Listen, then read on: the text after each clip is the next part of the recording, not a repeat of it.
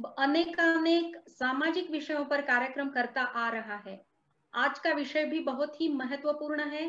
आज पहली बार बोधिसत्व फाउंडेशन की वजह से हम एक वेबिनार का आयोजन करने जा रहे हैं। सर्वप्रथम मैं सभी दर्शकों को और सम्माननीय अतिथियों को नवरात्र की शुभकामनाएं देती हूँ। और अभी सब्जेक्ट बताती हूँ। आज के वेबिनार का सब्जेक्ट है ऊर्जा संसाधनों का असीमित दोहन व इसके संरक्षण के उपाय। ये आज के संपूर्ण समाज के सामने, संपूर्ण विश्व के सामने की एक बहुत बड़ी समस्या है।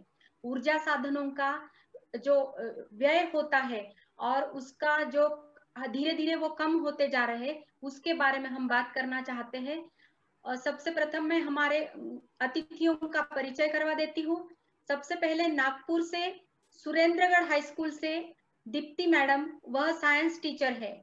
वर्धा से राजेश जी कठाणे, वह मैकेनिकल इंजीनियर है और पावर प्लांट ऑपरेशनल इंजीनियर के हुद्दे पे काम करते हैं। तिवरी राजस्थान से आईदान सिंह जी मालूंगा, वह शहीद Bhagat Singh senior secondary school के डायरेक्टर हैं, उसके साथ सोशल वर्कर है और एजुकेशनिस्ट भी है।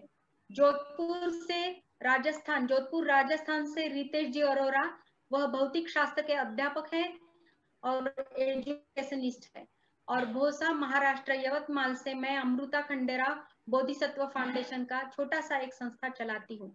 अभी सबसे पहले मैं हमारे अतिथियों को एक निवेदन करना चाहती हूँ कि वह उनका खुद का परिचय दे दे और उसके साथ साथ वह जिस जगह से है, जिस रीजन से है, उसके बारे में हमें थोड़ी सी जानकारी दे दे, ताकि ये भारत की विविधता का दर्शन हमारे दर्शकों को मिले। सबसे पहले मैं आईदान सिंह जी को विनंती करती हूँ कि वह अपना परिचय दे दे और तिवरी के बारे में हमें कुछ बताएं। सभी को नमस्कार। मेरी आवाज शायद आ रही। पश्चिमी राजस्थान के अंदर जोधपुर जिला और उसकी एक तहसील, वहां का मैं निवासी हूँ। आपने इस क्षेत्र के बारे में सुन रखा होगा और राजस्थान के जो प्रमुख परिसर है उसमें से जोधपुर भी एक है। यहाँ की तिवरी के पास गांव है मथानिया, और विशेष करके जो महिलाएं हैं वो मथानी को ज्यादा जानती है। मथानी की जो मिर्ची है वो मिर्ची पूरे देश में प्रसिद्ध है और विदेशों में भी यहाँ किसी समय में यहाँ से निर्यात होता था। तो तिवरी मथानी जो मिर्ची की क्षेत्र है वो प्रसिद्ध है। उसके साथ साथ तिवरी के पास में एक स्थान है ओसिया, जहाँ पर सचिया माता मंदिर है, जो 7वीं शताब्दी से लेकर के 12वीं शताब्दी के बीच में निर्मित है। ऐसा कहते हैं कि चाइना से लेकर दिल्ली होते हुए सिल्क रूट अरब कंट्री में जाता था। वो सिल्क रूट ओसिया से होकर निकलता था। और जो भी वर्तमान में जैसे ट्रक इत्यादि ट्रांसपोर्ट के लिए काम आते थे, तो पहले बैलगाड़ियां जाती थी, तो वो यहाँ से निकलती थी, जिस काम यहाँ करती थी ओसिया, तो उनसे टैक्स लिया जाता था। उसके द्वारा इस मंदिरों का निर्माण हुआ। तो ऐसे ही जैसे आज हम जो सेमिनार कर रहे हैं उससे जुड़ा हुआ विषय भी है, जो सौर ऊर्जा केंद्र जिसको हम मानते हैं। सौर ऊर्जा की तिवरी 3 प्लांट है, तो 5-5 मेगावाट के और 10 मेगावाट का। तो इस प्रकार से इस क्षेत्र की पहचान है वो जुड़ी हुई है। मेरा परिचय आपने दिया है, फिर भी मैं आपको देता हूँ। एक निजी विद्यालय है शहीद आजम सरदार भगत सिंह उच्च माध्यमिक विद्यालय, जिसमें करीबन 1200 विद्यार्थी अध्ययनरत है। उस विद्यालय का मैं निदेशक हूँ।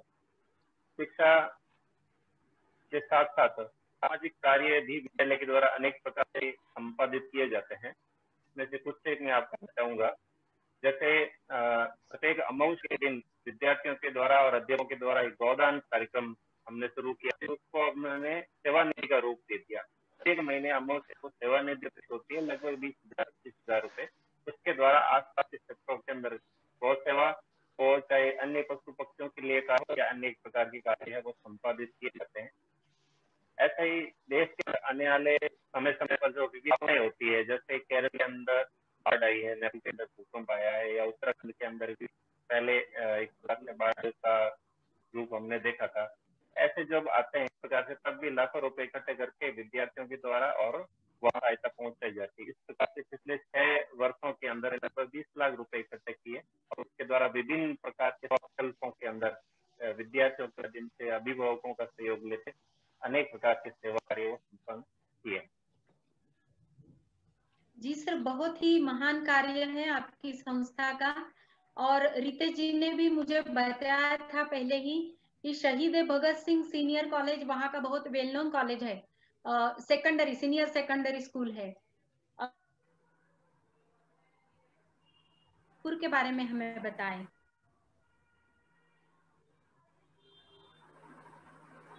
हेलो दीप्ति जी। हाँ नमस्कार मैम, आपका वीडियो रुक गया है, क्या प्रॉब्लम है? नहीं सर, नहीं मैम, शुरू है मेरा। अच्छा, आप ठीक है, बोलिए मैम। नमस्कार। नमस्कार, बस आप अपना परिचय दे दीजिए और नागपुर के बारे में हमें कुछ 2 शब्द बताइए। जी हाँ, मैं पहले तो सभी माननीय अतिथियों को वंदन करती हूँ। आज देवी का दूसरा दिन है, माँ ब्रह्मचारिणी का दूसरा दिन है। तो या देवी सर्वभूतेषु शक्ति रूपा न संस्थिता, नमस्तस्यै नमस्तस्यै नमस्तस्यै नमो नमः। शक्ति का रूप है। हम शुरुआत करते हैं। मैं अपने बारे में बताना चाहती हूँ। आपने बिल्कुल सही परिचय दिया है मैडम जी मेरा। मैं एक शिक्षिका, yes I am a teacher and I am proud to be a teacher. मैं शिक्षक हूँ और शिक्षा के क्षेत्र में वो नन्हे मुन्ने बच्चे जो भारत के भावी भविष्य का निर्माण करने वाले हैं, उनको पढ़ाने का काम करती हूँ। यही मेरा बेसिक इंट्रोडक्शन है। हाँ, इससे कुछ अलग हटकर यदि आप मुझसे जानना चाहते हैं, मैं संक्षिप्त में बताना चाहूंगी आप सबको। मैं श्रीमती दीप्ति चंदन सिंह बिष्ट। मेरा क्वालिफिकेशन MSc MEd है। 2 विषय में MA किया है मैंने। Diploma in nano science technology किया है। मेरी सिनॉप्सिस सबमिट है। तकरीबन 27 वर्षों से मैं शिक्षा के क्षेत्र में कार्य कर रही हूँ। नागपुर महानगर पालिका के एक छोटे से सरकारी स्कूल में अपनी सेवाएं प्रदान कर रही हूँ। मुझे गर्व होता है और मुझे बहुत खुशी होती है कि रितेश सर जी से जब पहली बार बात हुई तो उन्होंने ये कहा, मुझे डिफरेंस पता नहीं था, मुझे उन्होंने डिफरेंस बताया कि एक टीचर कौन है और एक एजुकेशनिस्ट कौन है। तो अब मुझे लगने लगा है कि यस, मैं एक एजुकेशनिस्ट हूँ। यदि स्कूल की बात की जाए तो हमारे स्कूल पहली से लेकर के 12वीं कक्षा तक है। तकरीबन 500 से अधिक विद्यार्थी हैं। महानगर पालिका के तकरीबन 120 स्कूल हैं, जिसमें करीबन 18 से 22 हजार तक विद्यार्थियों की संख्या गवर्नमेंट स्कूल में पढ़ती है। उद्देश्य ये है कि जिन बच्चों को बड़े बड़े स्कूलें एडमिशन्स नहीं देती है, उन बच्चों को हमारी सरकारी शालाएं बुला के उनको विद्या प्रदान करती है। ऐसे बच्चे जो 2-3 विषय बार फेल हो जाते हैं, जो कहीं से भी 10वीं पास नहीं हो पाते हैं, जिनका रिपीटर्स होते हैं, ऐसे विद्यार्थियों को 100% रिजल्ट तक लाना, यही हमारा कार्य है। अरे वाह, बहुत अच्छा। पर्यावरण की SCRT से ज्वाइन हुए मुझे तकरीबन 15 साल हो गए हैं।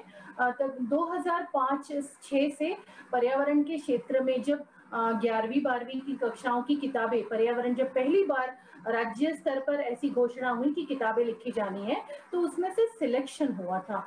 वो सिलेक्शन प्रोसीजर जिन्होंने अभी तक बहुत काम किया था, या ऐसे लोग जो लिंक भर के 40 से ज्यादा प्रकार के एग्जाम देके क्लियर हुए थे, उसमें मेरा नाम था। मुझे उस समय भी बहुत खुशी हुई थी। तो 11वीं 12वीं की किताबें लिखते समय पर्यावरण की योगदान है। दूसरी बात, जब 2012-13 से महाराष्ट्र राज्य का विज्ञान का करिकुलम लिखा गया, साइंस एंड टेक्नोलॉजी का, पहली से लेके जो 10वीं तक की किताबें थी, उसमें भी मेरा लेखन मंडल में योगदान है। इंटरनेशनल लेवल पे तकरीबन मैंने 3 से 4 अपने प्रोजेक्ट दिए हैं। नेशनल लेवल पे बाल कांग्रेस हो गया, साइंस टीचर्स कांग्रेस हो गया, जिसमें 8 से 10 बार पेपर रिप्रेजेंटेशन किया है। स्टेट गवर्नमेंट का इंस्पायर अवार्ड जो होता है, उसमें अलग अलग स्कूलों से तकरीबन 3 बार मैं अपने स्टूडेंट्स को ले जा चुकी हूँ। कहने को बहुत कुछ है, लेकिन ऐसा लगता है कि यदि मैं शिक्षक होके अपने जब महाराष्ट्र में SCRT पुणे में ट्रेनिंग देने की बारी आई तो हमने 2015 में जो ट्रेनिंग कोर्स शुरू किया था उसकी रिसोर्स थी मैं, पर्यावरण की रिसोर्स थी, विज्ञान की रिसोर्स थी, हरित सेना की रिसोर्स हूँ। ऐसा करते करते तकरीबन 15,500 टीचर्स तक ये ट्रेनिंग्स पहुंची, 9 लाख बच्चों का अपूर्ण मेला तक पहुंचा। करते करते 27 वर्ष हो गए, अभी और 10 साल जाना है। ऐसा लग रहा है हमने कुछ भी काम नहीं किया है, क्योंकि जैसे जैसे समय बढ़ रहा है वैसे वैसे चुनौती और चैलेंज है। रही बात नागपुर की, हाँ, नागपुर महाराष्ट्र की उपराजधानी है। एक समय था 3 साल 4 साल पहले जब सेकंड क्लीनेस्ट सिटी थी, ग्रीनेस्ट सिटी, और आज भी हम 10वें 11वें नंबर पर रखते हैं, क्योंकि कार्य बहुत तेजी से हो रहा है, विकास कार्य नागपुर में। और महा मेट्रो में से एक मेट्रो हमारे यहाँ भी चल रही है, और इसका सारा श्रेय यहाँ के लोकल डिग्निटरीज को जाता है, यहाँ के मेयर को जाता है। और राजनीति की बात मैं यहाँ नहीं करना चाहती, संतों के लिए हमारा नागपुर बहुत यह मैं यही इंतजार कर रही थी। ये मीठे और रसीले जो संतरे हैं, आप लोग जब भी नागपुर आइएगा, उसका मजा जो नागपुर के संतरों में है वो देश विदेश में बहुत फेमस है। और यहाँ जो पुराना, यहाँ पे सबसे बड़ा एशिया का डायमंड क्रॉसिंग जो है नागपुर में, वो हमारे रेलवे स्टेशन पे है। मतलब चारों दिशाओं से जो रेलवे क्रॉस होती है उसका जो स्क्वायर प्लस बनता है वो भी हमारे नागपुर में है, मोती बाग के पास। उसका भी पुराने बहुत सारे पेट के ऊपर बहुत सारे नाम है, धर्मपेट, गंजी पेट, गोकुल पेट, बहुत सारे पुरा है। तो जब बुलंद गोंड बादशाह ने जब 1730 में जब नागपुर शहर की स्थापना की, तब यहाँ राजे रघुजी भोसले, उन्होंने अपना जो किले बनवाए, जो अपना महल जो पुराना है, ये सभी चीजों के लिए। और यदि ऊर्जा के क्षेत्र में बात की जाए तो जो हमारा कुराड़ी थर्मल पावर प्रोजेक्ट है, जिससे पूरे नागपुर और उसके जिलों को, यही नहीं पूरे महाराष्ट्र के आसपास के क्षेत्रों को जो ऊर्जा मिलती है, वो ऊर्जा अविरत शुरू रहती है। बहुत कम ऐसा होता है, बहुत ही कम ऐसा होता है कि शटडाउन हो या किसी के यहाँ लाइट नहीं हो, विद्युत धारा नहीं हो, इलेक्ट्रिसिटी नहीं हो, हमेशा। क्योंकि यहाँ पे सारे, यदि पूरे नेशनल लेवल पे देखा जाए तो यहाँ पे बहुत सारे गवर्नमेंट ऑफिसेस हैं, सारे सिविल ऑफिसर जो हैं वो नागपुर में हैं। मतलब मैं भी जिस इलाके में रहती हूँ वहाँ पे पूरा एयरफोर्स है, पूरा पासपोर्ट ऑफिस है, IBM है, NGO है, MECLs है, बहुत सारे। यहाँ तक कि जो एयरफोर्स है वो भी है, वेटनरी कॉलेज है, बहुत सारी बड़ी बड़ी संस्थाएं नागपुर में हैं, एम्स बन रहा है। तो विद्या के दृष्टिकोण से, मतलब एजुकेशनल की दृष्टिकोण से भी नागपुर अग्रगणी हो रहा है, विकास दर इसकी बढ़ रही है धीरे धीरे। साफ सुथरे शहर की दृष्टि से भी आगे बढ़ रहा है। यहाँ के विद्यार्थी, यहाँ के जो डॉक्टर्स हैं, यहाँ की जो टीम्स है, जब भी मदद पड़ती है वो जाते हैं। और यहाँ का जो एजुकेशन है, यहाँ के जो टीचर्स है, हर क्षेत्र में आगे हैं। बस इतना ही कहना चाहूंगी।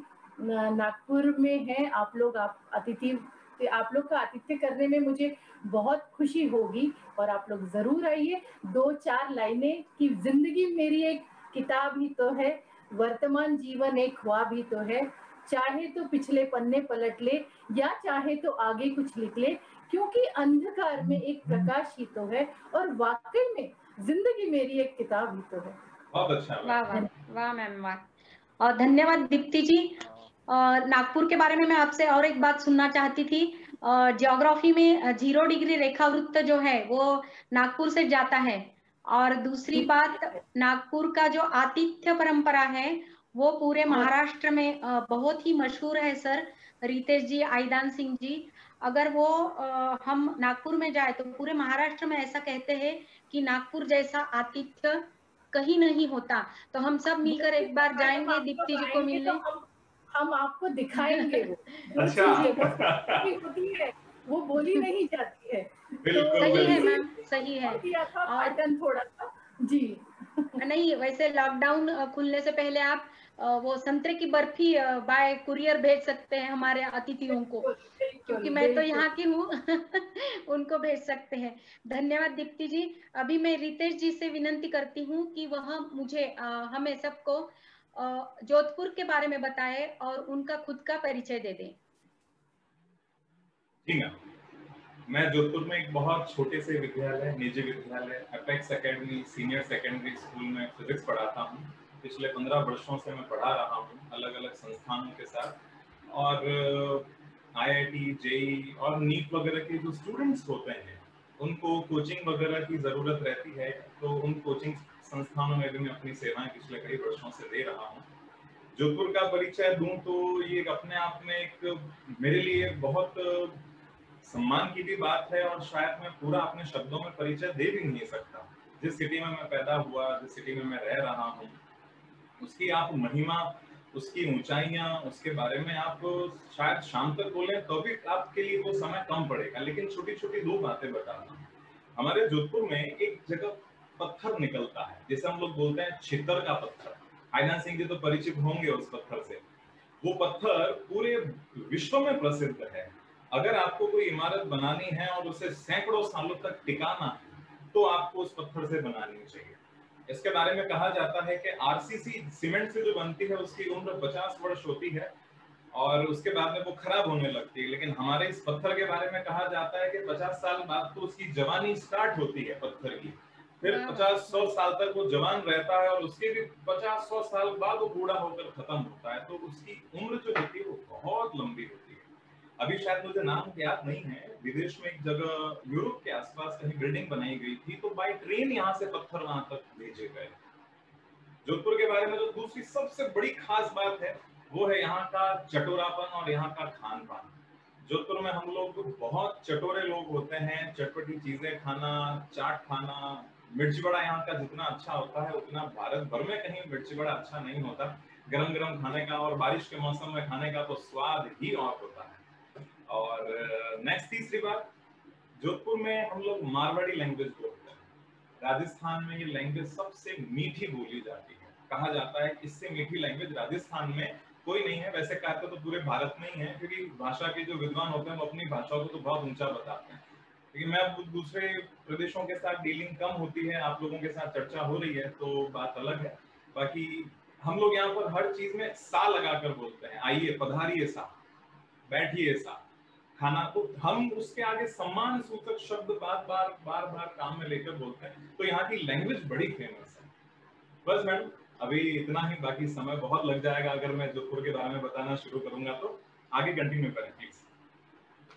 धन्यवाद रितेश जी सा, हम जल्दी सीख जाते हैं।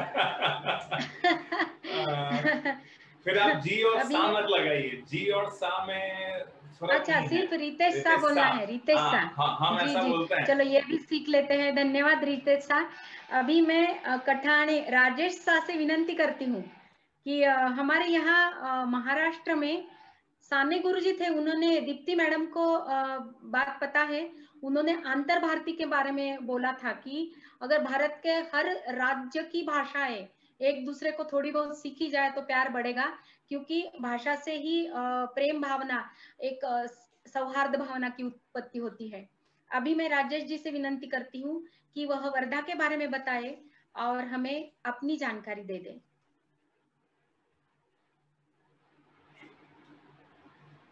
नमस्कार, मैं वर्धा से राजेश कठानी बोल रहा हूँ। वर्धा में सेवाग्राम में गांधी जी का आश्रम है, जहाँ से गांधी जी ने इंडिपेंडेंस मूवमेंट की शुरुआत की थी। वो एक सेंटर पॉइंट है। और वर्धा से 8 किलोमीटर दूर पवनार स्थित आचार्य विनोबा भावे जी का आश्रम है, जिसे परमधाम नाम से जाना जाता है।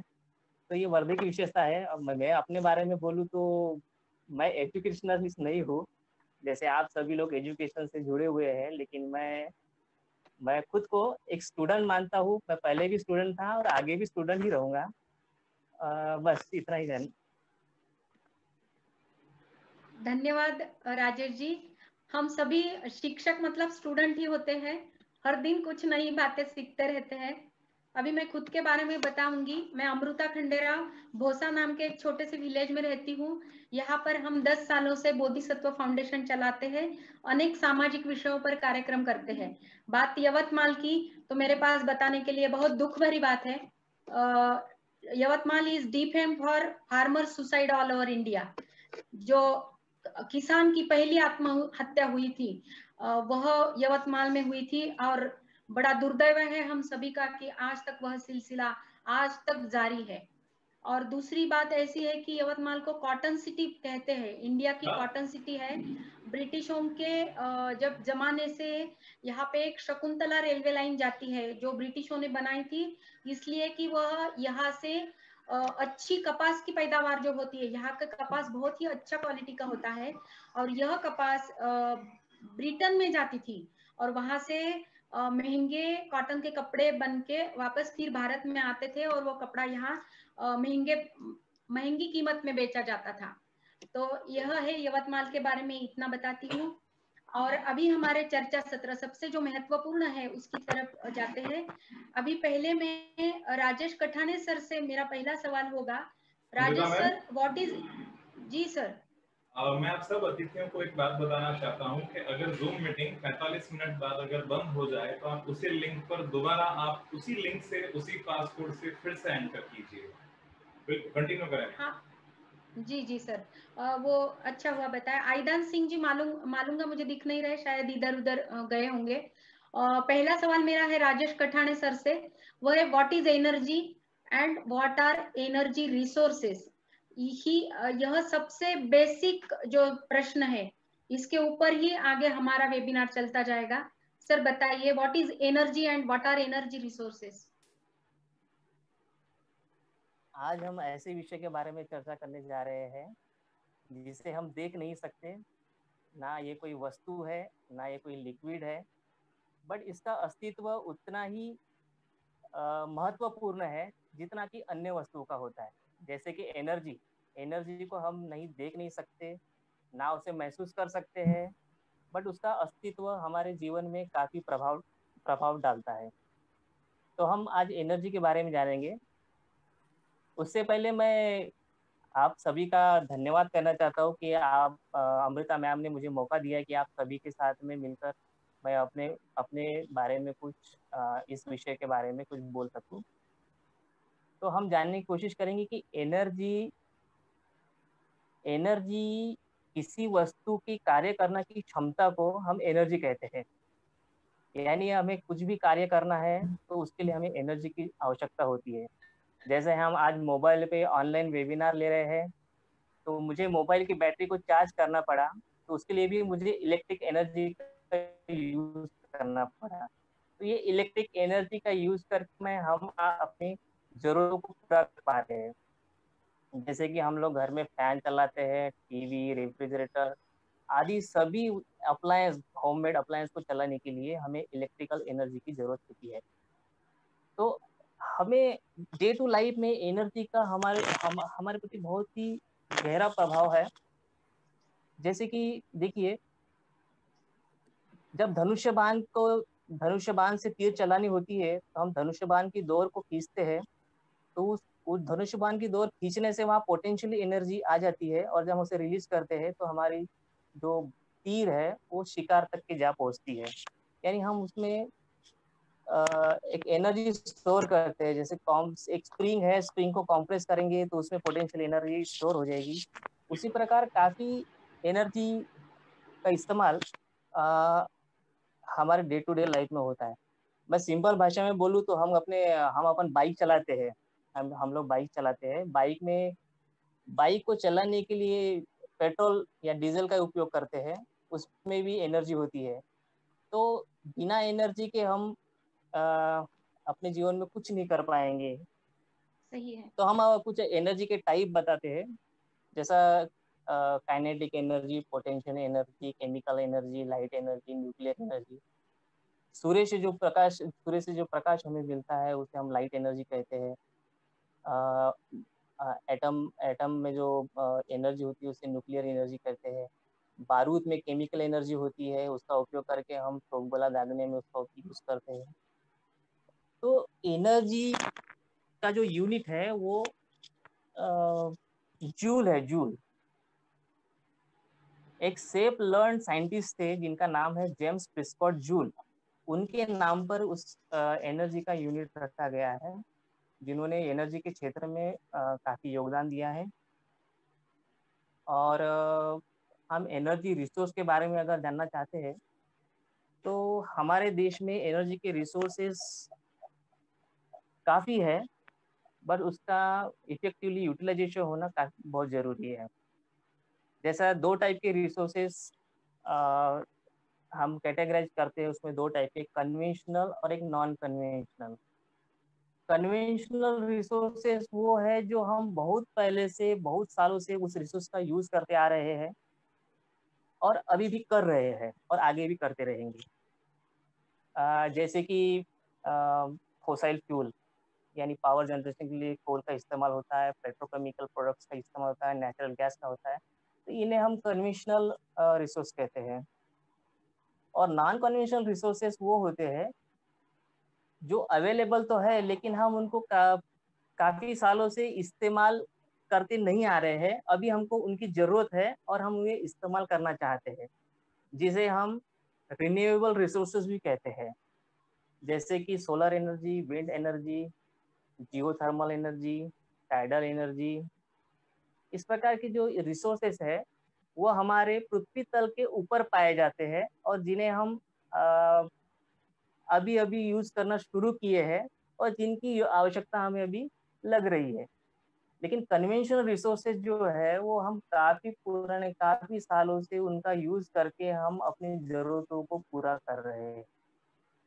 जैसा कोल को यूज करके हम पावर जनरेशन करते हैं और आप जानते हैं कि सभी घर में जो इलेक्ट्रिसिटी आती है वो पावर प्लांट से प्रोड्यूस होके आती है। तो हम लोग ये रिसोर्स को काफी सालों से यूज कर रहे हैं, लेकिन ये रिसोर्सेज एनवायरमेंटल फ्रेंडली नहीं है। जब हम कोल को बर्न करते हैं तो उसमें काफी ग्रीन हाउस गैसेस इमिशन होता है।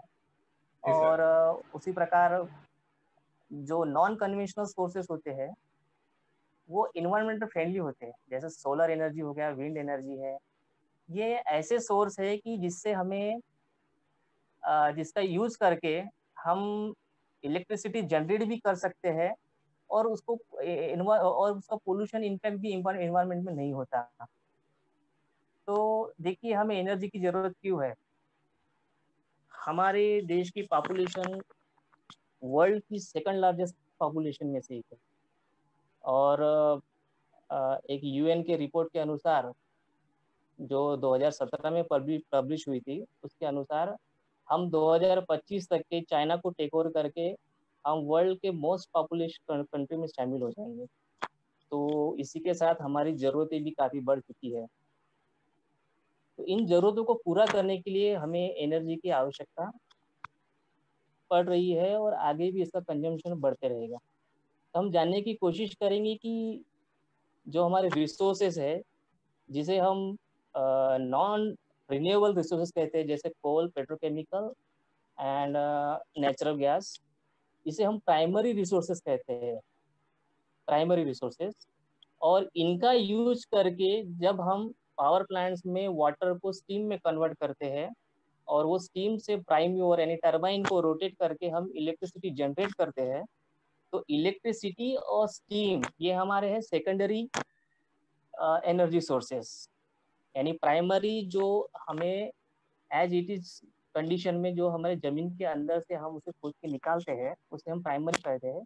और उनका यूज करके हम सेकेंडरी रिसोर्स बनाते हैं, जिसमें इलेक्ट्रिसिटी और स्टीम ये दो हमारे सेकेंडरी रिसोर्स में है। उसी प्रकार कमर्शियल और नॉन कमर्शियल एनर्जी सोर्सेज भी होते हैं।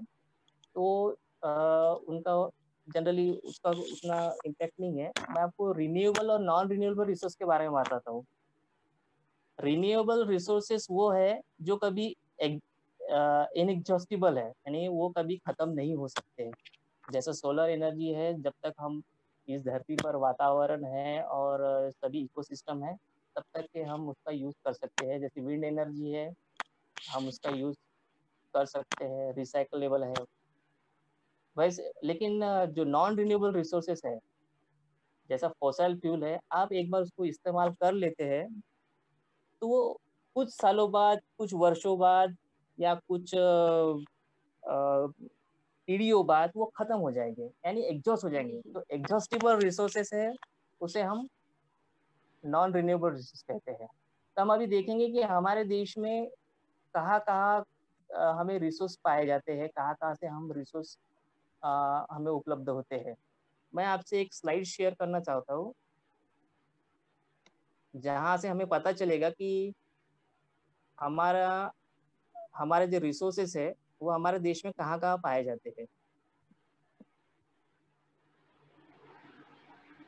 देखिए ये आप सब देख पा रहे हैं ना?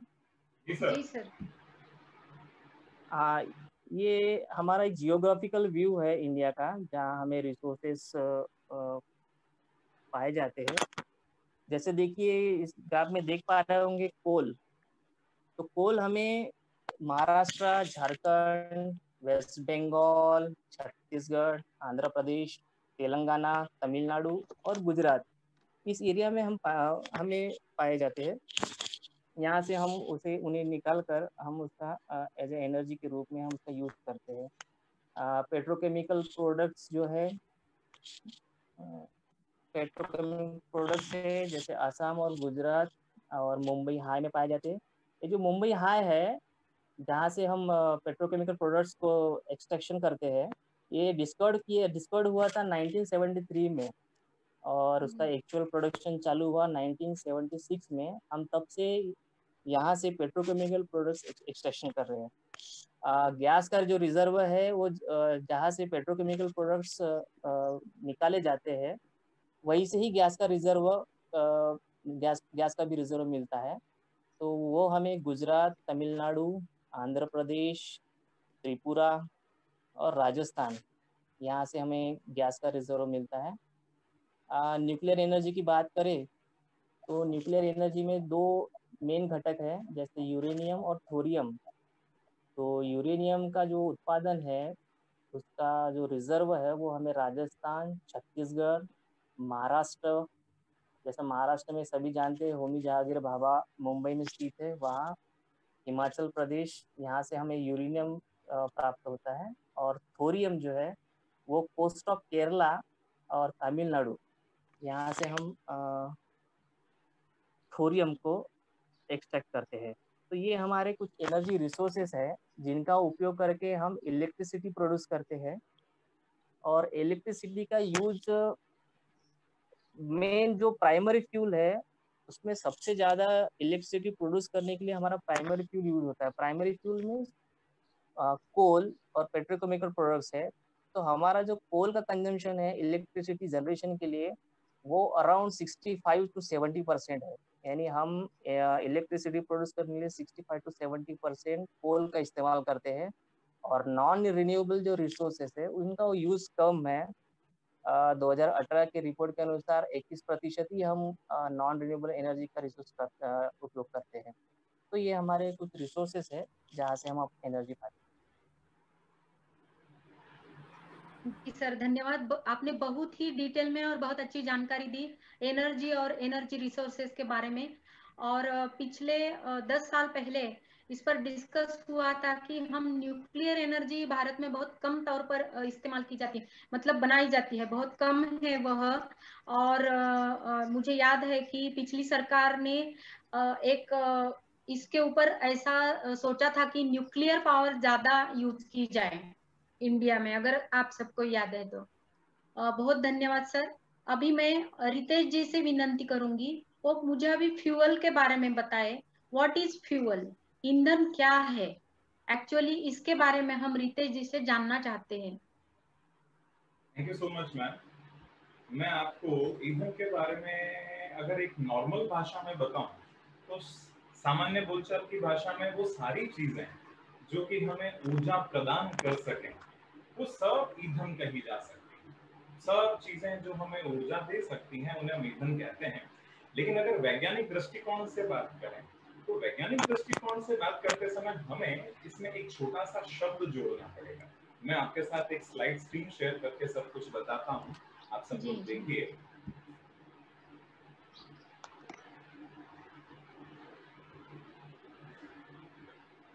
आप सबको स्क्रीन पर कुछ स्लाइड दिखाई दे रही होंगी। ईंधन की बेसिक परिभाषा तो हमने सीखी कि वह सारे पदार्थ जो ऊर्जा दे सकें, लेकिन हम लोग विज्ञान में एक बात कहते हैं कि वह कोई भी पदार्थ जो किसी अन्य पदार्थ के साथ प्रतिक्रिया करके ऊर्जा देता है। ऊर्जा उत्पादन में कोई पदार्थ दूसरे पदार्थ के साथ क्रिया करता है तब ऊर्जा उत्पन्न होती है। जैसे हम जब पेट्रोल जलाते हैं या कैरोसिन जलता है या लकड़ी जलती है, तो फिर ऑक्सीजन उसके जलने के लिए बहुत आवश्यक है। इस आवश्यकता के कारण हम लोग दोनों की प्रतिक्रिया देखते हैं और फिर हमें वहां पर ईंधन और फिर ऊर्जा प्राप्त सर होती है। स्लाइड नहीं दिख रही है आपकी। आपकी स्क्रीन शेयर नहीं हो रही है। स्क्रीन नहीं नहीं दिख शेयर हो शायद 1 सेकेंड, मैं 1 सेकेंड फिर से स्लाइड शेयर करता हूँ जी। ओके, अब देखिए होगी। हाँ जी सर दिख रहा है। अच्छा, आप दिख रही है। बिल्कुल बिल्कुल। तो कोई भी पदार्थ जो किसी दूसरे पदार्थ के साथ क्रिया करता है तो हमें ऊर्जा देने पर उसे हम ईंधन की परिभाषा के हिसाब से संज्ञा देते हैं। नेक्स्ट हमारी चीज में अगला है, मैं थोड़ा सा यहाँ पर इसी में बात कर लेता हूँ। हमारे चारों तरफ अगर हम अच्छे से देखें तो बहुत सारा ईंधन दिखाई देगा। अभी हम लोग मोटा मोटा तौर पर देखें तो सबसे पहले कोयला है, पेट्रोल है, डीजल है, जैसा राजेश सर ने भी बात करी। हम गांव में जलाने की लकड़ियों से भी ऊर्जा प्राप्त करते हैं, खाना बनाते हैं, कई सारे काम करते हैं। ये जो हम नाभिकीय ईंधन देख रहे हैं ये भी एक प्रकार की ऊर्जा है, ईंधन है। नेक्स्ट हम एलपीजी गैस वगैरह के साथ डील करते हैं। एलपीजी गैस है, ये बायोफ्यूल है। हम अपने चारों तरफ देखें तो बहुत सारे ईंधन मौजूद हैं। अगर मैं आपको एक चीज बताऊं कि आप और हम भी एक तरह का ईंधन है तो कोई अतिशयोक्ति नहीं हो। जैसे मैं एक बात करूं कि हम लोग किस ईंधन में आते हैं, हम लोग बायोमास में आते हैं, BIOMASS। आपसे, मुझसे, किसी भी और तरह के पदार्थ से भी हम लोग ऊर्जा प्राप्त कर सकते हैं। अब इस ईंधन को अगर हम कैटेगराइज करें तो अलग अलग आवश्यकताओं के आधार पर इसका बंटवारा किया जा सकता है। सबसे पहले हम लोग अगर बात करें, मैं थोड़ा सा टेक्निकल रहूंगा, थोड़ी सी एक साइंस की लैंग्वेज आएगी। मैं कोशिश करूंगा आप सबको और जो भी इस वीडियो को आगे देखें, जब हम सोशल प्लेटफॉर्म पर शेयर करें तो उन्हें भी ये चीज बहुत अच्छे से समझ में आए। हम किसी भी ईंधन को अपनी आवश्यकता के आधार पर बांट सकते हैं। अब सबसे पहली आवश्यकता हम लेते हैं ऊर्जा निष्कासन के आधार पर, कि भाई हमारा ईंधन ऊर्जा किस प्रकार दे रहा है। तो इस आधार पर हमारा ईंधन 2 भागों में बांटा जाता है। आप लोगों को स्क्रीन पर नजर आ रहा होगा। पहला, ये स्क्रीन स्लाइड नजर आ रही है सर सबको? पहली दिख रही है ईंधन वाली, ये वाली, ठीक है ना? ये हाँ वाली। जी सर, जी ईंधन 2 प्रकार का है, एक तो है केमिकल और एक न्यूक्लियर।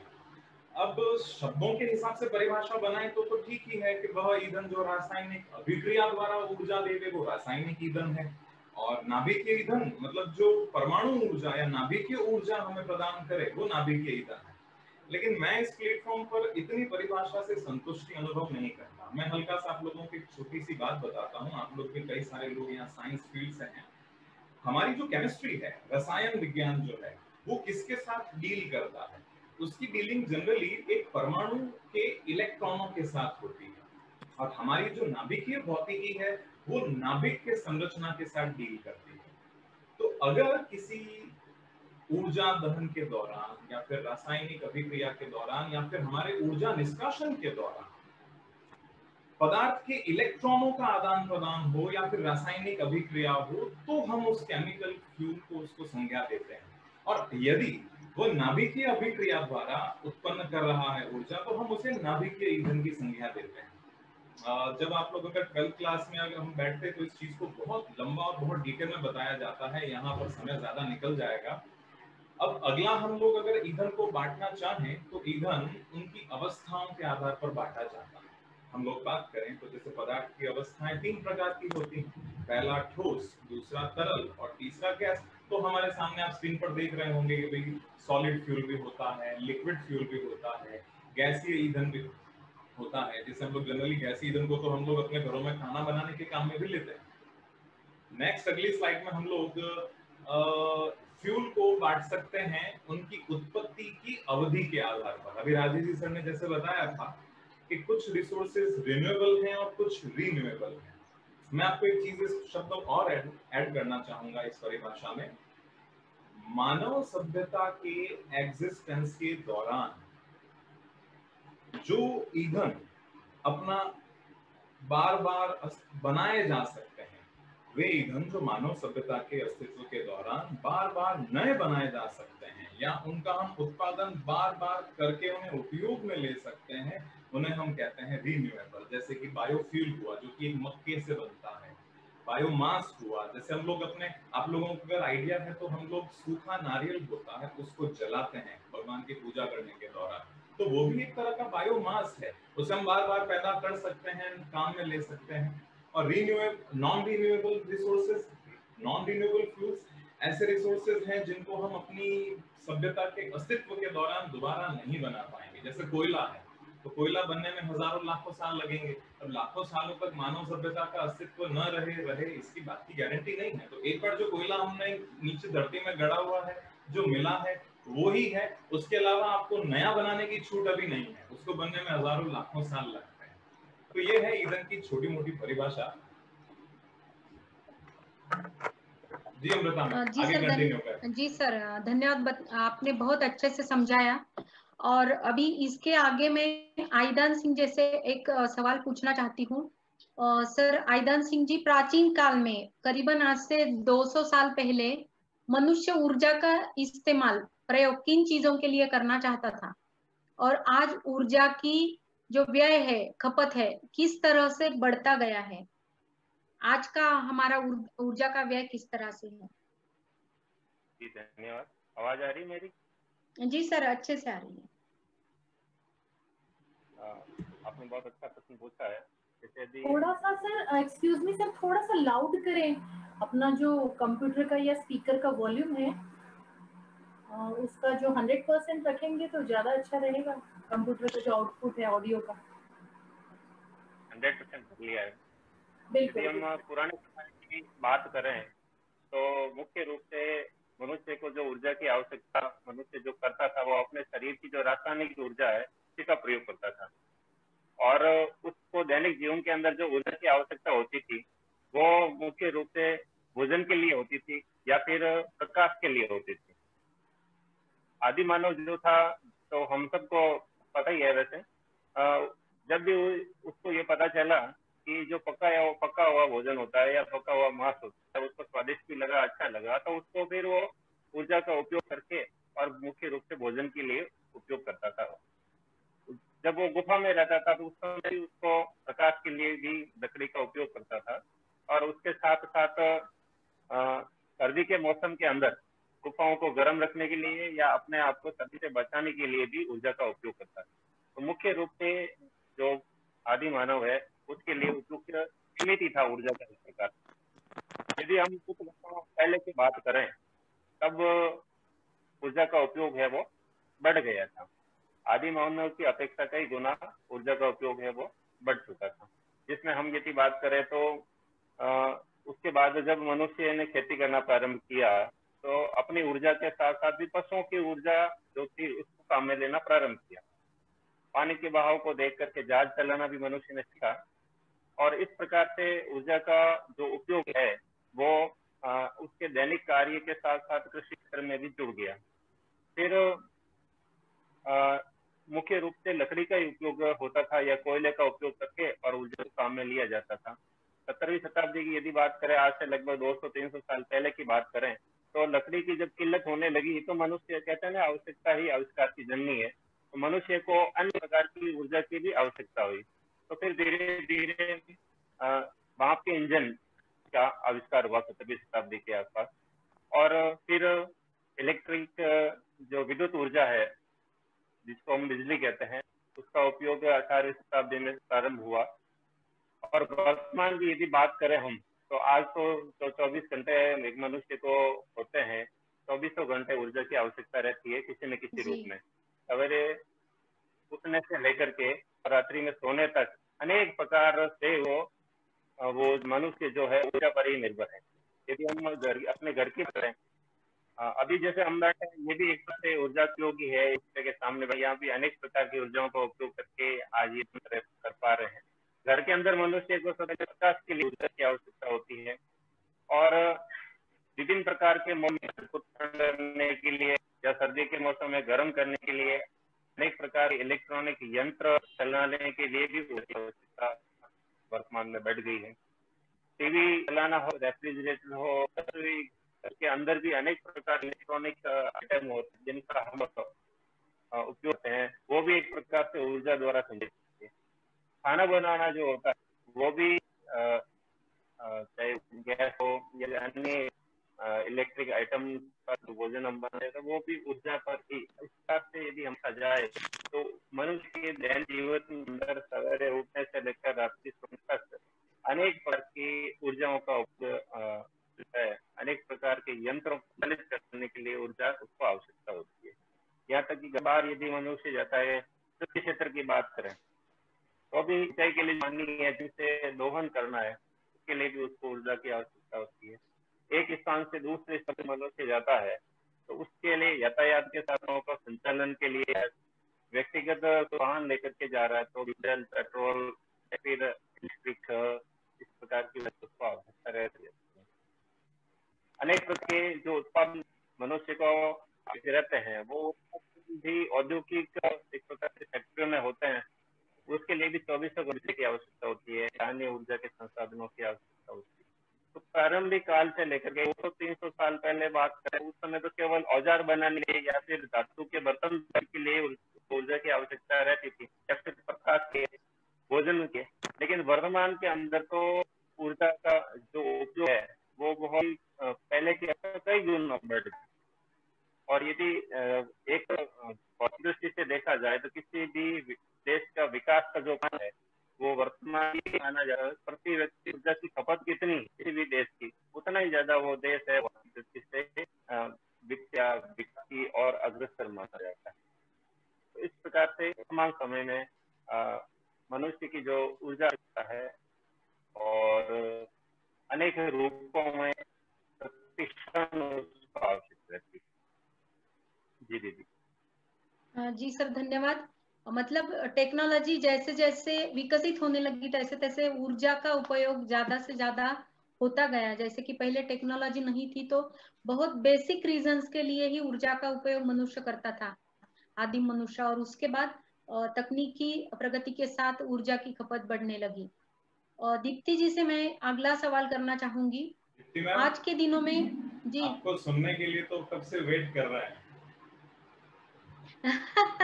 हाँ जी दीप्ति मैम, आज के दिनों रितेश जी वेट कर रहे हैं, रितेश जी वेट कर रहे हैं। सर क्या आप भी सर। दीप्ति जी, मेरा सवाल है आपसे, आज के दिनों में ऊर्जा के कौन कौन से स्रोत उपलब्ध है, यानी हम कौन कौन से स्रोतों से आज के समय में ऊर्जा प्राप्त कर लेते हैं? जैसे कि कठाने सर जी ने, अरोरा सर जी ने और आयदान सिंह सर जी ने ऊर्जा के बारे में बहुत कुछ कहा। तो ये जो प्रश्न है उसके जो उत्तर है कुछ प्रकार से उनके जो कथन थे उसमें शामिल हो गए हैं। डाटा एनालिसिस बहुत अच्छा था और कठाने सर जी बहुत अच्छे, मैंने सुना है कि ऊर्जा के क्षेत्र में कार्य करने वाले एक ऑफिसर हैं। आपको सैल्यूट है सर। भले ही आप शिक्षा दान नहीं देते लेकिन आपके जो एक्सपीरियंसेस हैं और आपने जो विभिन्न भारत के विभिन्न प्रांतों से कहां से कौन सी ऊर्जा मिलती है उसके टाइप्स जो है आपके कथन में बहुत कुछ साबित हो गया है। और ये जो प्रश्न है इस प्रश्न को मैं थोड़ा सा ये इस टॉपिक पे भी आऊंगी, थोड़ा सा दूसरे तरह से लेना चाहूंगी। जैसा कि मैं उन बातों को रिपीट नहीं करना चाहती, ये सभी जानते हैं कि conventional, non conventional, renewable, non renewable ऊर्जा स्रोत है। लेकिन आज के परिवेश में यदि हम बात करें ऊर्जा की और ऊर्जा क्षेत्र की बात करें कि हम रिसोर्सेस कौन से इस्तेमाल करते हैं, तो देखिए जो भारत है यदि हम 100% आबादी पकड़ते हैं तो केवल 28 से लेके 30% आबादी शहरों में रहती है।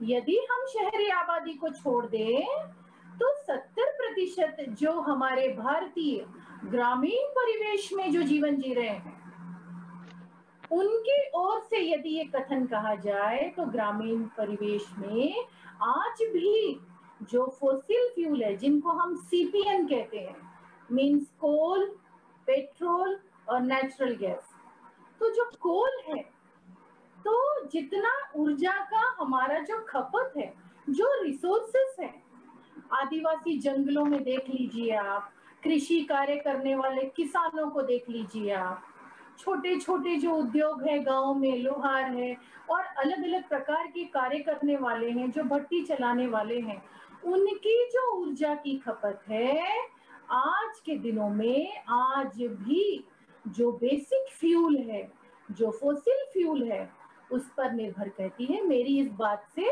मुझे ऐसा लगता है यहाँ के सभी वक्ता सहमत होंगे। बिल्कुल मैम।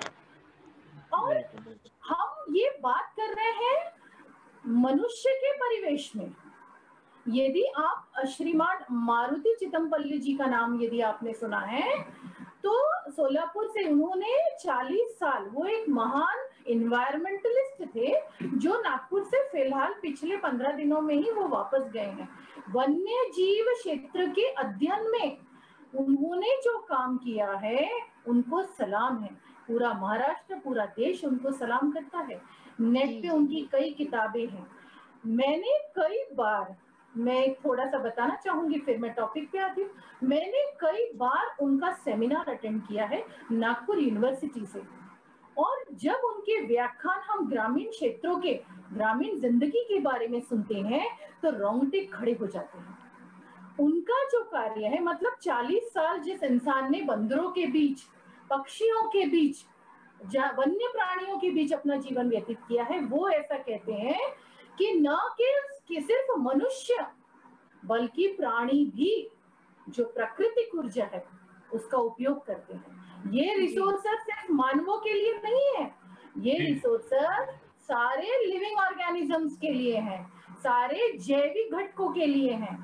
ये सभी लोग उपयोग करते हैं, चाहे वो छोटा सा माइक्रो ऑर्गेनिज्म ही क्यों ना हो, प्लांट ही क्यों ना हो, जो सोलर से एनर्जी ले रहा है खाना पकाने के लिए, फोटोसिंथेसिस रिएक्शन करने के लिए। तो ऊर्जा की जो जरूरत है, हम सिर्फ मानव जाति तक सीमित न रह के बड़े परिवेश में यदि हम देखेंगे तो ऊर्जा की आवश्यकता हर लिविंग ऑर्गेनिजम्स को है। वो किसी न किसी प्रकार से अपनी ऊर्जा को प्रकृति से ग्रहण करता है, तो उसके लिए ग्रहण करने का जो मार्ग है वो उसके लिए रिसोर्स हो जाता है। आज भी 44% जो ग्रामीण, वो कोल पे 60% कोल ही है, उसमें से जो 30% है, मतलब 20-25% है, 30-35% जो है, इसके बीच में जो रेंज है वो डीजल पेट्रोल जो उद्योग धंधों के लिए लगता है। बाकी का जो है प्राकृतिक गैस, जो नेचुरल गैस है, तो फोसिल फ्यूल से हमको ध्यान हटाने में आने वाले समय में अभी हमको कम से कम 20 से 25 साल और लगेंगे। मतलब जो आदिवासी जनजाति में एक उदाहरण बहुत अच्छा दिया था, और हर बार मैं अपने सेमिनार में देना चाहूंगी वो उदाहरण, कि उन्होंने ये बताया था कि जैसे हमको ठंडी के दिनों में ऊष्मा ऊर्जा की आवश्यकता पड़ती है, वैसे ही उन्हें भी, प्राणियों को भी ऊर्जा की आवश्यकता पड़ती है।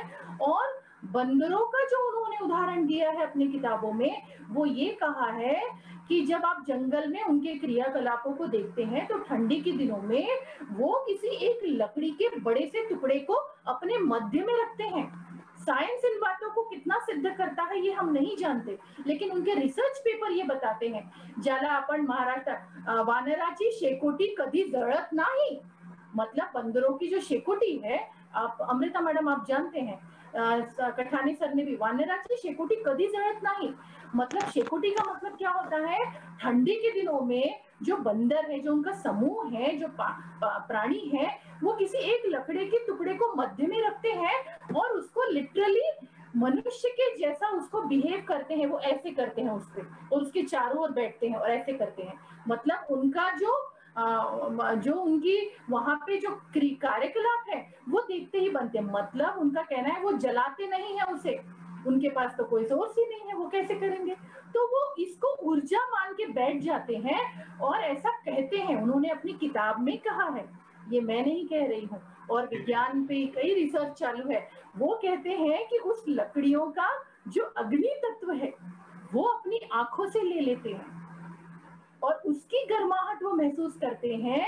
तो जब वो शेकोटी लेके आए थे नागपुर यूनिवर्सिटी में, हमने उसको पेट्रोल डाल के, माचिस डाल के बहुत जलाने का प्रयत्न किया, लेकिन वो जला नहीं।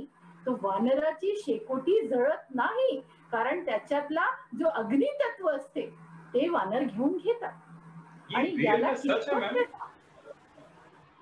कितनी नई बात बताई है, कितनी नई बात बताई है आपने। ये आप यदि सर मारुति चितमपल्ली जी का यदि आप जीवन चरित्र पढ़ेंगे, उनकी किताबें पढ़ेंगे, उनका जो सेमिनार सुनेंगे, हमको भी एज ए साइंस टीचर हमको बिलीव नहीं होता है, लेकिन उनका व्याख्यान सुनने के लिए दुनिया देशों से बड़े बड़े लोग आते हैं, उनको सलाम करते हैं और वो सुनते ही रहते हैं। विज्ञान इन बातों को कितना मानता है नहीं, लेकिन इन्वायरमेंटलिस्ट के तौर पे, और केवल एक कहानी नहीं, एक के पीछे एक के पीछे एक के पीछे आदिवासी जनजातियों की, उनकी स्त्रियों की, दुनिया की आधी आबादी को प्रेजेंट करने की जो महिलाएं हैं, उनके बारे में जो बातें हैं, वो बहुत है। तो इस टॉपिक से थोड़ा सा मैं आती हूँ कि जो स्रोत है आज भी हमारे लिए मेन जो है वो कोल ही है, मतलब लकड़ी। और कृष्णा देवी जी ने बुलंदशहर के क्या खूब कलेक्शन किया है, लकड़ी के ऊपर क्या खूब कविताएं लिखी है। उनकी जो संकलन है, एक कविता मैं आपके लिए भी लाई हूँ कि आपको भी, मुझे भी जब मैंने सुना और देखा उनके मुंह से, मुझे ऐसा लगा कि वाकई में ये तो जिंदगी से जुड़ने वाला व्याख्यान है कि मरते लकड़ी जीते लकड़ी, देख तमाशा लकड़ी का, जन्म लिया जब दुनिया में मिला खटोला लकड़ी का, जब बारी आई झूलन की मिला पालना लकड़ी का, मरते लकड़ी जीते लकड़ी, देख तमाशा लकड़ी का, चलने की जब बारी आई मिला डुगडुगा लकड़ी का, खेलन को जब निकले बाहर मिला गिल्ली डंडा लकड़ी का, मरते लकड़ी जीते लकड़ी, देख तमाशा लकड़ी का, पढ़ने की जब बारी आई मिली कलम लकड़ी की, गुरु ने जब हरफ सिखाया मिली हमें लकड़ी की, जीते लकड़ी मरते लकड़ी, यहाँ बात समाप्त नहीं हुई है मेरी, जीते लकड़ी मरते लकड़ी, देख तमाशा लकड़ी का, शादी को जब हुए तैयार मिला रथ हमें लकड़ी का, फेरों की जब बारी आई तब होम हवन के लिए लकड़ी की, मरते लकड़ी जीते लकड़ी, देख तमाशा लकड़ी का, आया जब बुढ़ापा घुटने जब थक गए मिली काठी हमको लकड़ी की, दुनिया से जब विदा हो गए मिले अर्थी लकड़ी की। ये जीवन बिना लकड़ी के कुछ भी नहीं है। आज भी 70% लोग लकड़ी पे अपना जीवन यापन करते हैं, चुनते हुए लकड़ी दिखाई देती है। हर आज जंगलों में जाइए तो वो वीरान पड़ रहे हैं, क्योंकि उससे झड़ने वाली लकड़ियों के परिवेश में जो आदिवासी ग्रामीण महिलाएं हैं, अभी कई योजनाएं बनाई हैं, उनके लिए बायोगैस सिस्टम दिया गया है, उनके लिए सोलर एनर्जीज पहुंच गई है। शहरों में यदि देखा जाए तो केरोसिन से हटके जो ये जो एनर्जीज थी, उनको बहुत समझाया गया, बताया गया कि ये धुआं वाला है, इसका उपयोग मत करो, इससे आंखों में परेशानी होती है, बर्तन काले होते हैं, इसका एनर्जी वैल्यू कम है, कैलोरीफिक वैल्यू कम है, इसके बदले सब्स्टिट्यूट दिया गया। कई सरकारें आई, उन्होंने नई नई योजनाएं दी, तो धीरे धीरे हमारा जो भारतवर्ष है ऊर्जा के नए नए स्रोतों की ओर बढ़ रहा है। तो उस ओर बढ़ने के लिए जो कदम उठाए जा रहे हैं, इसके लिए सबसे बड़ी जरूरत है जन जागृति की, जन जागरण की। हर एक बच्चे को, हर एक नागरिक को ये जानना होगा कि आने वाले समय में यदि कोयले का भंडार सिर्फ कुछ सालों का ही रह गया है, तो जरूर हमें, जैसा कि सर जी ने कहा था, खटाने सर जी ने, कि nuclear energy is one of the best resources, solar energy is one of the best resources जो हमारे लिए अच्छी साबित होती है। तो यदि पवन ऊर्जा का इस्तेमाल, जियोथर्मल एनर्जी का इस्तेमाल, सोलर एनर्जी का इस्तेमाल, और आप लोग जब नागपुर आएंगे, मेरा घर भी टोटली इको फ्रेंडली है। मतलब यदि सोलर एनर्जी का जी मैंने बताया था, मेरा बिल आज 2 साल से 0 ही आता है। 0 यूनिट आते हैं, मगर 5 मेगावाट का होने के कारण कैसा होता है, इतने सारे एसी, इतने सारी सब चीजें होने के बावजूद ये बहुत खुशी होती है कि सोलर वेस्ट वाटर मैनेजमेंट से लेके हर्बल प्लांट से लेके जब हम ऊर्जा के क्षेत्र में काम करते हैं तो एक नया हमको आदर्श रखने की जरूरत होती है। तो ऊर्जा वर्ल्ड वाइड यदि ऊर्जा का हम देखा जाए तो जैसा हमारा है कि बिजली पे आजकल के लोगों का जीवन है, लेकिन कोविड-19 और कोरोना के इस प्रोटोकॉल में मार्च से लेके अक्टूबर में लोगों ने ये जान लिया है कि जो पुरातन परिवेश में जैसा हम जीते थे, जैसा कि आयदान सिंह जी ने कहा है, तो वो जो 200 साल पहले लोगों का जीना था वो आज हम देख पा रहे हैं।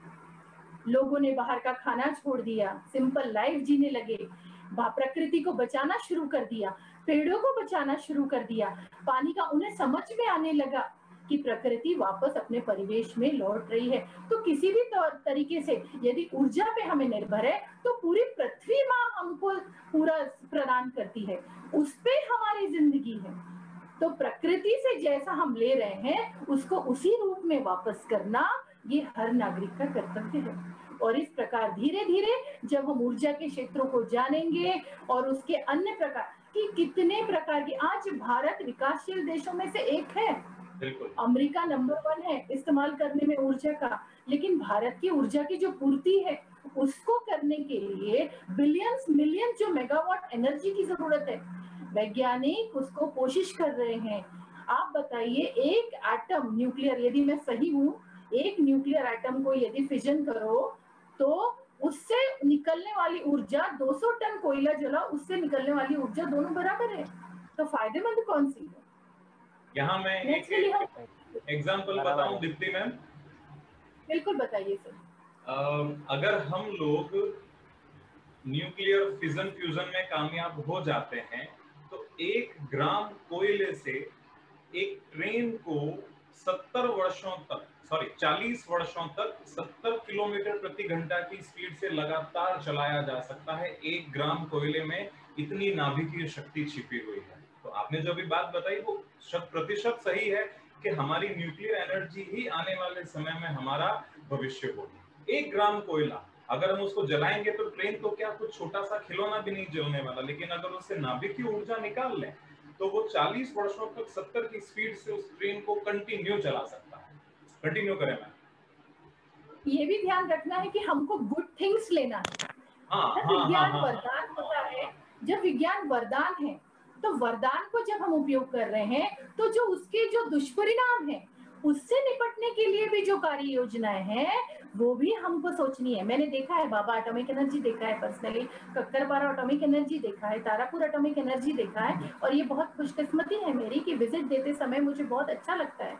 तो उसके जो फायदे जैसे बता रहे हैं आने वाले समय में अकल्पनीय है कि हम उसकी कल्पना भी नहीं कर सकते हैं, लेकिन जो उसके दुष्परिणाम हैं उसकी तरफ भी हम थोड़ा सा देख करके प्रकृति को जैसा ग्रीनरी हमको मिला था, यदि उसके साथ ही देखो प्रकृति ने हमको वरदान दिया तो प्रकृति का अभिशाप भी दूर प्रकृति ही करेगी। पेड़ों से बढ़कर दुनिया में कोई कल्पवृक्ष नहीं है। ये जो संसाधन है हमारे, ये जल जमीन जंगल जानवर जैव विविधता जो हम बार बार कहते हैं, इसको बढ़ाने से फलने फूलने से हम ऊर्जा का भी सही इस्तेमाल कर सकते हैं। आने वाली पीढ़ियों को भी हम एक अच्छा वातावरण दे सकते हैं, ऊर्जा की खपत दे सकते हैं। बहुत सारी बातें हैं, मैं यहीं पे रुकना चाहूंगी क्योंकि सेशन बहुत लंबा हो रहा है। जी धन्यवाद मैडम। बस आपने 1-2 बातें कही, जैसे वो मंकीज जो लकड़ी सामने रखे शेकोटी जैसा बिहेव करते हैं, वह वेंकटेश माडगुळकर जी के एक पुस्तक में भी कहा है। तो रितेश जी सुनिए, अभी इसके ऊपर अध्ययन प्रयोग करने पड़ेंगे क्योंकि शास्त्र ऐसी चीजें। रितेश जी को बहुत अच्छा लगा वो वाला टॉपिक, और मुझे ऐसा लगता है कि वो आपने उनके प्रेग्नेंट लेडीज जो मंकीज है उनके बारे में है, उनके बच्चों के बारे में है, उनकी शव यात्रा के बारे में है। काफी पुस्तकें इन्वायरमेंटलिस्ट होने के नाते, क्योंकि वो सलीम अली जी के बहुत सारे उन्होंने बड़े बड़े इन्वायरमेंटलिस्ट के साथ काम किया है। तो उनको ये जी हाँ जी, तो ये दुनिया को बता दिया उन्होंने। हाँ जी, मारुति चित्तमपल्ली जी को तो मैं सलाम करती हूँ।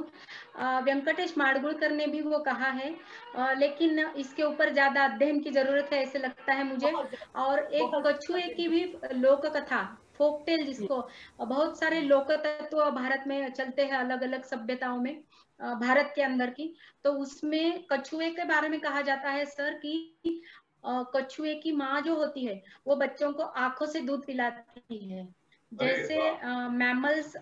जी जी सर, लेकिन ये मैंने पढ़ा है ज्ञानेश्वरी में, दीप्ति जी, ज्ञानेश्वरी में एक ओवी है, उसमें ज्ञानेश्वर जी ने कहा था कि कछुए की जो माँ होती है वो कछुओं के पिल्ले को, हिंदी तो मेरी अच्छी नहीं है, उनको आंखों से दूध पिलाती है। ये भी अध्ययन का विषय होगा। और अभी ये पेड़ों का जो कहा है हमने, 1 लाख पेड़, आईदान सिंह जी, मुझे बड़ी खुशी होगी बताने के लिए, बोधिसत्व फाउंडेशन ने 1 लाख से ऊपर पेड़ आज तक लगाए हैं। और उज्ज्वला योजना जब से आई है तब से हमारे आजू बाजू के जो छोटे छोटे विलेजेस है हमेशा पेड़ काटते रहते हैं, उनका पेड़ काटना कम हुआ है। उज्ज्वला योजना हमें बहुत भाग्यशाली हुई है हमारे लिए, क्योंकि मैं 10 साल से चिल्ला चिल्ला के हम सब बोलते थे फाउंडेशन के कि मत काटो, ह्यूमन चेन बनाते थे जब लोग लकड़ियां काटने को आए विलेज से, तब वो मानते नहीं थे। लेकिन जब से वो हर एक घर में मुफ्त सिलेंडर गया और सस्ते में उनको सिलेंडर मिलने लगा एलपीजी का, तब से बहुत फर्क पड़ा है। और आगे प्रार्थना करती हूँ और आगे ज्यादा फर्क पड़े और हमारे सब पेड़ बचे। अगला सवाल है मेरा राजेश कठाणे जी से। आज हमारे पास जो ऊर्जा संसाधन है वो आगे कितने सालों के लिए पर्याप्त है? सबसे महत्वपूर्ण सवाल है सर, आगे कितने सालों के लिए पर्याप्त है? और अगर ये खत्म हो गए तो फिर इसके लिए सॉल्यूशन क्या है? कौन से नए संसाधन हम बना पाएंगे?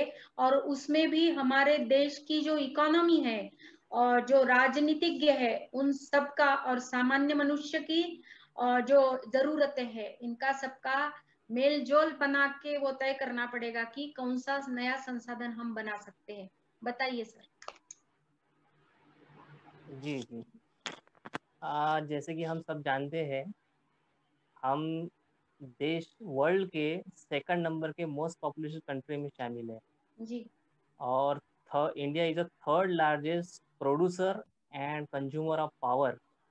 हम दुनिया के 3रे नंबर के ऐसे देश है जो सबसे ज़्यादा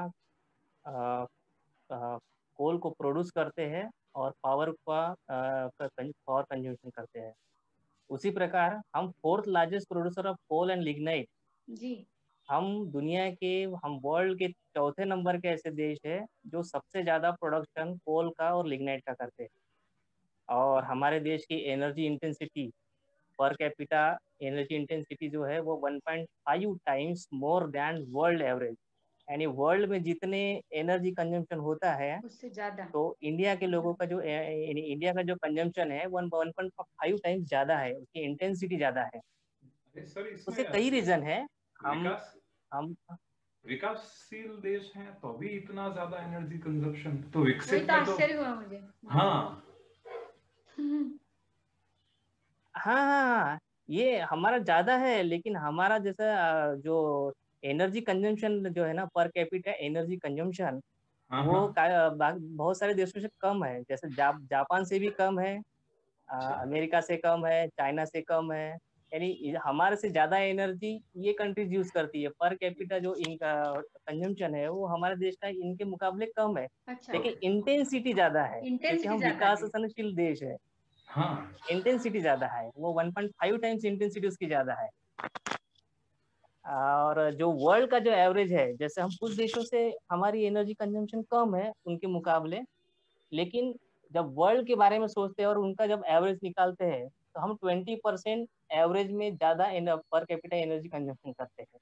अच्छा यानी हमारे देश की जो एनर्जी कंजम्पशन है वर्ल्ड से, हाँ, जब वर्ल्ड से कंपेयर करते हैं, अगर हम चाइना से, जापान से कंपेयर करेंगे तो हम उनका मुकाबले काफी कम पर कैपिटा एनर्जी कंजम्पशन करते हैं। बट वर्ल्ड के हिसाब से सोचेंगे तो हमारा पर कैपिटा एनर्जी कंजम्पशन ज्यादा है, क्योंकि हम विकासशील देश है। और मेन बात हमारे देश की पॉपुलेशन है कि हम इतने सारे मोस्ट पॉपुलेटेड कंट्री के होने की वजह से हमारी ज़रूरतें ज़्यादा है, हमें एनर्जी कंजम्पशन की ज़रूरत ज़्यादा होती है। हम हमारा प्रोडक्शन और इकोनॉमिकल ग्रोथ के लिए और भरण पोषण के लिए हमें एनर्जी की ज़्यादा आवश्यकता होती है। इसके वजह से ये हमारा जो इंटेंसिटी है वो ज़्यादा है। जी जी जी sir. As per current reserve to repo production rate के हिसाब से अगर बताऊँ, यानी रिजर्व टू प्रोडक्शन रेट ये होता है कि एक साल में, एक साल के एंड तक कितना रिसोर्सेस हमने कितना रिजर्व बचा है, यानी रिसोर्स का कितना रिजर्व बचा है, और उस साल में हमने कितना प्रोडक्शन किया है, यानी हमने कितना एनर्जी को, कोल को हमने जमीन से निकाला है, उसका यूज किया है या प्रोडक्शन किया है।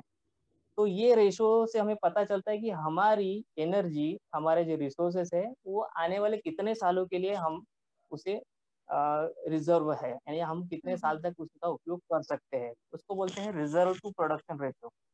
तो उसके हिसाब से देखा जाए तो हमारे पास कोल का रिजर्व 100 ईयर्स का है, अराउंड 100 ईयर्स। ये जो रिजर्व है वो फ्लक्चुएट होते रहता है, क्योंकि नए नए जब कोल की खदानें मिलती है या उसका जी शोध लगाया जाता है तो अपना रिजर्व बढ़ता है। इसमें क्या है, प्रूवन और इंडिकेटेड रिजर्व होते हैं। यानी प्रूवन रिजर्व ये वो होते हैं कि जो पता है कि इसमें इतना कोयला हमें मिलने की पूरी संभावना है, और एक इंडिकेटेड होता है कि इस रीजन में भी इतना कोयला मिल सकता है, बट वो प्रूव नहीं होता, उसमें काम चलते रहता है, उनका रिसर्च होता है।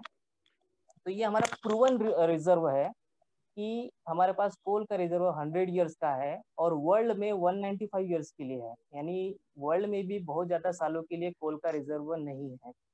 उसी 200 प्रकार साल ऑयल का, हाँ 195 ईयर्स का है, नियर यानी अबाउट। करीब करीब 200 साल पकड़िए, वो मुझे नहीं फ्लक्चुएट लगता ये होगा। 195 भी रहेगा सर, ये जैसे जैसे अपनी ऊर्जा इससे खपत भी बढ़ जल्दी रही है खत्म इससे हो भी जल्दी जाएगा। खत्म हो हम्म। जाएगा। हाँ बिल्कुल, क्योंकि ये डिपेंड करता है कि आपका देश का इकोनॉमी रेट, इकोनॉमिक ग्रोथ कैसा है। आप जितने फास्ट आपका जीडीपी रहेगा, जितना जीडीपी ज्यादा रहेगा उतना आपका रिजर्व कम होते रह जाएगा, अच्छा, क्योंकि नए नए रिजर्व यूज क्या, तो बढ़ता उसको है जी। लगना नहीं है, उसका यूज बढ़ेगा। जीडीपी यानी ग्रॉस जो प्रोडक्शन है देश का, वो ज्यादा बढ़ेगा तो आपको ज्यादा एनर्जी की जरूरत पड़ेगी, ज्यादा एनर्जी आप कंजम्पशन करेंगे तो डेफिनेटली आपका जो रिजर्व है वो बहुत फास्ट कम होते रहेगा। उसी प्रकार ऑयल का रिजर्व हमारे इंडिया में 17.5 ईयर्स का है, यानी 17.5 साल, सिर्फ 17.5 साल का रिजर्व हमारे पास बचा हुआ है, और वर्ल्ड के पास 45 ईयर्स का है। पूरे ये सर वर्ल्ड में कुछ भी जो ज्यादा ऑयल कम नहीं है? बहुत साढ़े कम है। बहुत कम है साढ़े सर। 17 साल? बहुत हाँ बहुत हाँ, कम 17.5 साल क्या बात कर बहुत बहुत ही कम है। कम रिजर्व है, बहुत ही कम रिजर्व है, और पूरे वर्ल्ड में ये 45 ईयर्स का बचा है। अरे सबसे ज्यादा ऑयल का रिजर्व मेरे ख्याल से रशियन फेडरेशन के पास है। रशियन जो फेडरेशन है उनके पास में ऑयल का रिजर्व सबसे ज्यादा है। वो पूरे वर्ल्ड रिजर्व का 30% रिजर्व उन्हीं के पास है, अरे वाह। रशिया में, रशिया के पास, जिसा, हाँ, जिसा रशियन फेडरेशन कहते हैं, उनके पास वर्ल्ड का 30% रिजर्व उन्हीं के पास है। और उसी प्रकार अगर गैस के बारे में बताऊँ तो गैस का रिजर्व हमारे देश में 40 साल का है, 40 ईयर्स का, और पूरे वर्ल्ड में 65 ईयर्स का बचा हुआ है। तो हम ये कह सकते हैं कि जो प्राइमरी रिसोर्सेज है, या जिसे हम कन्वेंशनल रिसोर्सेज कहते हैं, वो काफी कम है, काफी कम मात्रा में हमारे पास ये रिसोर्सेज अवेलेबल है।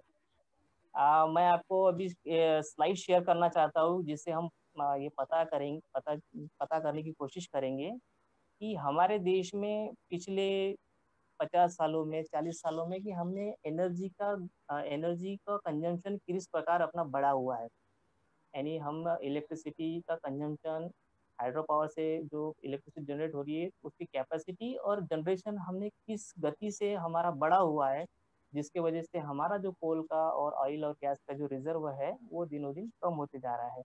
तो मैं आपसे एक ये रिपोर्ट शेयर करता हूँ। ये रिपोर्ट है मिनिस्ट्री ऑफ पावर की, यानी इंडिया की जो मिनिस्ट्री ऑफ पावर है, मई 2019 की ये रिपोर्ट है। तो मैं आपसे शेयर कर रहा हूँ।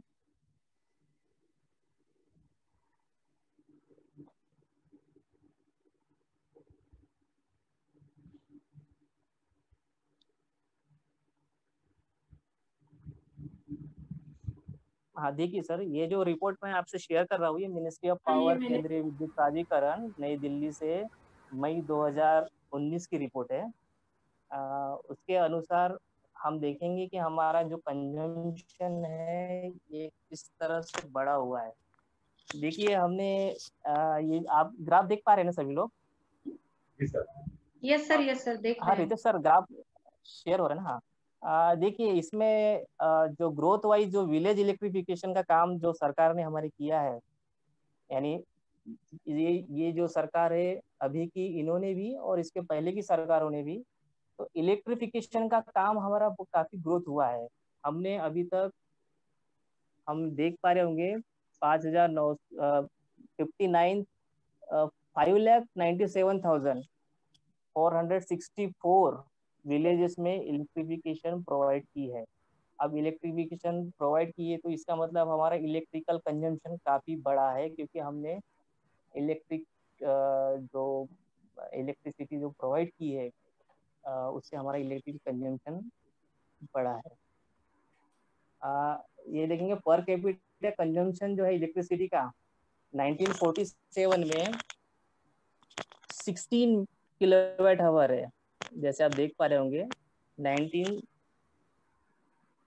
1947 में 16 किलोवाट आवर है, और आज के डेट में यानी 31/8/2019 में हमारा per capita consumption 1181 kilowatt hour है। यानी देखिए कि हम इसका जो कंजम्पशन है इलेक्ट्रिसिटी का, पर कैपिटा कंजम्पशन जो है हमारा कैसे ग्रो हुआ है, साल दर साल ये ग्रो होते आ रहा है। इसके कई रीजन है। हाँ इसके कई रीजन है। हम एक तो स्टैंडर्ड ऑफ लिविंग जो है हमारे इंडिया में, स्टैंडर्ड ऑफ लिविंग ग्रोथ हो रहा है। काफी लोगों का हम उसमें काफी अच्छा काम कर रहे हैं। ऊपर से जो अप्लायंसेस यूज कर रहे हैं होम में, घर में जो अप्लायंसेस यूज होते हैं उसमें बढ़ोतरी हुई है, जिससे भी इलेक्ट्रिक कंजम्पशन बढ़ा हुआ है। और ऐसे कई रीजन है जिससे हमारा जो ग्रोथ है पर कैपिटा कंजम्पशन का वो दिनों दिन बढ़ रहा है। ये देखिए generation, electric generation, hydro electric power plant से हमने अपनी ज़रूरतों को, इलेक्ट्रिसिटी कंजम्पशन की ज़रूरतों को पूरा करने के लिए हम हाइड्रो इलेक्ट्रिक पावर स्टेशन का भी हमने कैपेसिटी बढ़ाई है। और आज के डेट में हम अराउंड 1,34,894 गीगावाट बिजली हम हाइड्रो पावर प्लांट से करते हैं।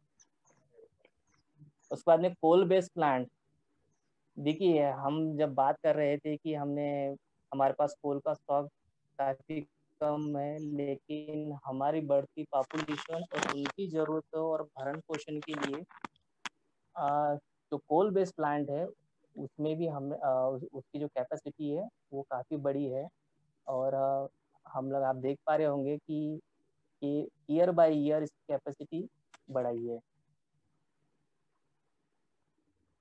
ये गैस और लिक्विड, देखिए आप इसमें देख पा रहे होंगे 2012 के बाद से इसका जो कंजम्पशन है गैस और लिक्विड फूल से जो पावर बनाते थे उसका कंजम्पशन है वो कम हुआ है। उसके पहले आप 85 से लेके तो 2012 तक इसका कंजम्पशन तो ज़्यादा था, लेकिन कैसा है ग्लोबल मार्केट में इनकी जो प्राइसेस है वो इतनी बड़ी है, अभी इतनी बढ़ चुकी है कि उससे पावर जनरेशन करना और हाउस होल्ड में वो एनर्जी सप्लाई करना ये इकोनॉमिकल नहीं रहा। दूसरी बात यह है कि हमारे पास ऑयल और गैस का स्टॉक भी कम है, रिजर्व भी कम है हमारे पास, और ये दोनों चीजें जो है हमें इंपोर्ट भी करनी पड़ती है। हम कोल भी इंपोर्ट करते हैं, ऐसा नहीं कि हम कोल इंपोर्ट नहीं करते, लेकिन हमें जरूरत पूरे करने के लिए हमें ऑयल और गैस जो फ्यूल है उसे भी इंपोर्ट करते हैं। और मेन बात कि हमारे देश में जो एक्सप्लोरेशन कैपेसिटी है इसकी वो कम है। हम पूरी तरह से गैस और लिक्विड फ्यूल को एक्सप्लोर नहीं कर पाते, हम उसे यानी उसका प्रोडक्शन नहीं कर पाते, जितना तेजी से हम करना चाहिए वो नहीं कर पाते। इसलिए उसके बाद में जो इसका जो कैपेसिटी है वो थोड़ा लिमिटेड हो गई है। ये न्यूक्लियर पावर, जैसा मैम ने बताया कि न्यूक्लियर एनर्जी एक बहुत ही प्रभावशाली एनर्जी है जिसका उपयोग करके हम इलेक्ट्रिसिटी प्रोड्यूस कर सकते हैं। लेकिन उसका एक सबसे बड़ा एक इसको ये बोल सकते हैं कि निगेटिव पॉइंट है कि हम वेस्ट मैनेजमेंट, ये सबसे बड़ा एक चैलेंजिंग टास्क है न्यूक्लियर पावर में। उससे जो रेडियो एक्टिव जो वेस्ट निकलता है उसका मैनेजमेंट करना, उसको यानी उसको कैसे उसको ये कर देना, वो सबसे बड़ा चैलेंज है हमारे देश के लिए। लेकिन फिर भी हमारे देश में 6-7 न्यूक्लियर रिएक्टर कार्यरत है इस समय। 5 न्यूक्लियर रिएक्टर पे काम चल रहा है और भविष्य में 22 न्यूक्लियर रिएक्टर आने की संभावना है जिसको मंजूरी मिली है, लेकिन वो देखेंगे कि वो कैसे भी कब तक हमको प्राप्त होते हैं। लेकिन 5 न्यूक्लियर रिएक्टर के ऊपर काम चल रहा है देश में। तो ये कैपेसिटी हमें बढ़ाने की जरूरत है, क्योंकि ये इसे स्वच्छ जो एनर्जी कहते हैं, ये स्वच्छ एनर्जी है जिसका उपयोग करके हम अपनी जरूरतों को बहुत अच्छी तरह से प्राप्त कर सकते हैं। नेक्स्ट है ये जनरेशन कैपेसिटी। हम जैसे कि सभी लोगों को पता है कि हमारा इलेक्ट्रिक कंजम्पशन काफ़ी बढ़ा हुआ है और उसे पूरा करने के लिए हमने अपने जो जनरेशन कैपेसिटी है वो डे बाय डे ग्रोथ में है। डोमेस्टिक सेक्टर में देखिए, डोमेस्टिक सेक्टर में भी electric consumption year by year growth हुआ बढ़ गया है। कमर्शियल सेक्टर में भी इलेक्ट्रिक कंजम्पशन